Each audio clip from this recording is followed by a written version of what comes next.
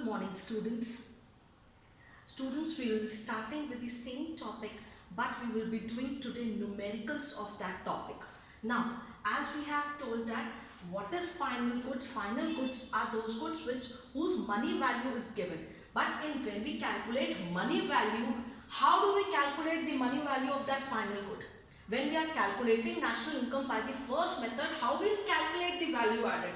So then we have to calculate the value added which they are taking into account all the sectors of the economy. First primary sector, then the secondary sector and the tertiary sectors value added are taken by the economy. And how do we calculate this value added? Because they have to calculate it on the per year basis. So what is the value added of that product? We will be calculating it by value added is equal to, that is always at market price. Because of every product we have to take market price, that is taxes. So we will be calculating gross value added at market price is equal to value of output minus intermediate consumption. Here we will take those goods which we are taking as an intermediate good. For example, I have told you when a cake has to be produced, the intermediate good is cake, but the intermediate good is egg. But when we are using that egg in a household, that egg become a final good. But for any sector, when we are using this egg, it becomes an intermediate consumption or intermediate good. So for that here, value of output will be taken, and we will be deducting that intermediate consumption from that value of output, and we will get the gross value added at market price for any good. And then we will be coupling that goods, and we will get the primary sector differently, secondary sector differently and tertiary sector differently. So how do we get this value of output? Value of output we get when we will take all the sales. Listen students, very importantly, when we are taking sales, we will take domestic sales differently, exports differently. In your question, if domestic sales is given, then you have to add export to get sales. But when sales is given, only sales is given, then you will not add export, because we will term as that domestic sales plus export is equal to sales. So here we will take in the sales of that year, but if any stock is left over, then we have to take change in stock plus change in stock. That is, how do we calculate now here change in stock? Because next year again the national income has to be taken on an accounting basis. On accounting year, 1 year national income has to be taken. So change in stock is equal to closing stock minus opening stock. So when we are taking, so we have to use this formula when we are taking the value added method, that is value added, or we can term this as final product method. So this was the formula which we have done. Now we'll do the numerical. So what is given in this numerical? From the following data, you have to calculate net value added at factor cost. What is given? Subsidies are given, sales are given, depreciation is given, exports are given, closing stock is given, opening stock is given, intermediate purchases are given, purchase of machinery for own use is given, and import of raw material is given to you in the question. Now how you will do it? First you will take sales from the stock. You will be using the formula, sales is given as 800.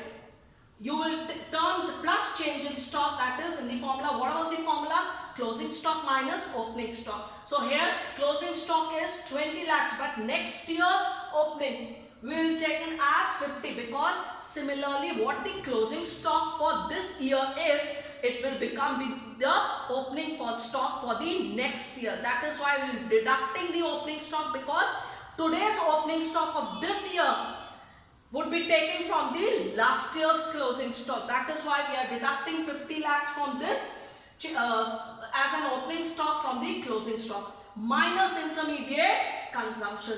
So we get gross value added at market price as 270 lakhs. Now this is gross value added at market price, but what the question is saying, the question wants the answer for net value added factor cost. Again gross will be turned to net as we will deduct depreciation. And market price will be converted to factor cost. We will see minus net indirect taxes. But in this question, we don't have any indirect taxes. So what we will be using? We will be we will be taking only subsidy into consideration. That is, we will be plusing the subsidy what is given by the question. So what we have taken, gross value added net market price is 270 minus depreciation for getting the net, that is 30, and plus subsidy because we don't have any indirect tax, that is plus subsidy as 50. So what the answer is, 280 lakh, that is rupees 280 lakhs we get as net value added at factor cost. Here in this question we have not treated exports because I have told you for total sales, if sales are given, then we will not take as domestic sales, we will take it as whole sales, that is domestic and export plus will become as sales. Now here in this problem, there's a biggest problem when we are taking final goods and value added goods. We have to take, if you will take, for example, if we would have taken cake also, and if we have taken the eggs also, then there would be a problem of double accounting. That is why we will not take intermediate goods. So students, there's a precaution when we take the value added method, that is product matter, we will only take the final goods, no intermediate goods, because for final consumption double accounting will be taken into place and national income would be far more ahead than actual national income what the economy is having. So there are many problems when we are taking the final goods at interest. So precaution is that you will not take intermediate goods, are not included. The value of intermediate goods will not be taken into consideration for calculating the final product. So we will just deduct it because there would be overestimation of the national income. Now students, I have given you the numerical practice for this question.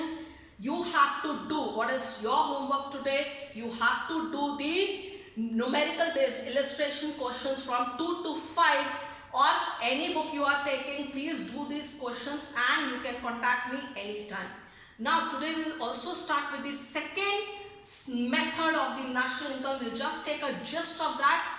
The second method is national income.